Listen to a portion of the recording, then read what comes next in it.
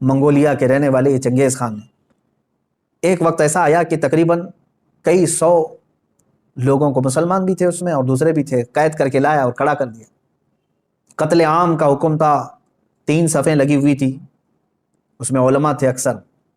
ایک بڑی عمر کے بزرگ بھی اس میں کھڑے تھے، وہ پہلی صف میں تھے۔ تو جلاد کو اس نے حکم دیا، چنگیز خان اپنے گھوڑے پر بیٹھا ہوا تھا، حکم دیا کہ قتل کرو۔ تو پہلی صف کو جب قتل کرنے لگا جلاد، تو بڑی عمر والے جو تھے، وہ ایک بزرگ، وہ دوسری صف میں پیچھے چلے گئے کہ پہلی صف والوں کے سب سر اڑا دیے گئے، سب قتل ہو گئے۔ چنگیز خان دیکھ رہا تھا کہ ایک بوڑھا پہلی صف سے دوسری صف میں جا رہا ہے، دوسری صف کے قتل کا حکم ہو گیا، تو وہ بوڑھے میاں تیسری صف میں چلے گئے کہ بچ جاؤں کہیں سے۔ چنگیز یہ چیز دیکھ کر کے ہنس رہا تھا، کہکا مار رہا تھا، دوسری صف کے بھی پورے لوگ قتل ہو گئے، تیسری صف جب بچی تھی، تب چنگیز خان نے اس بوڑھے کو مخاطب کر کے کہا،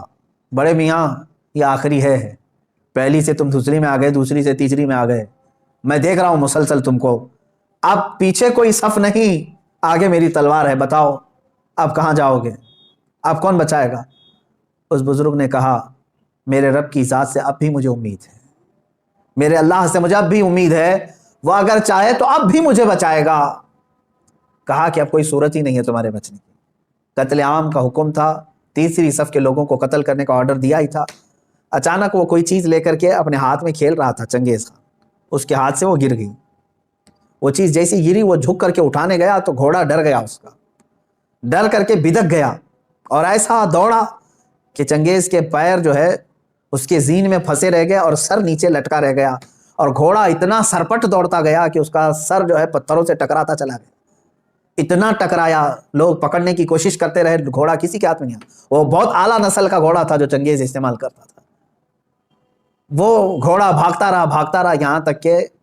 بہت دیر کے بعد جب چنگیز خان کے گھوڑے کو قابو میں کیا گیا، اس کا سر جو ہے کئی پتھروں سے ٹکرا چکا تھا اور اس کے بعد اس کی موت آ چکی تھی۔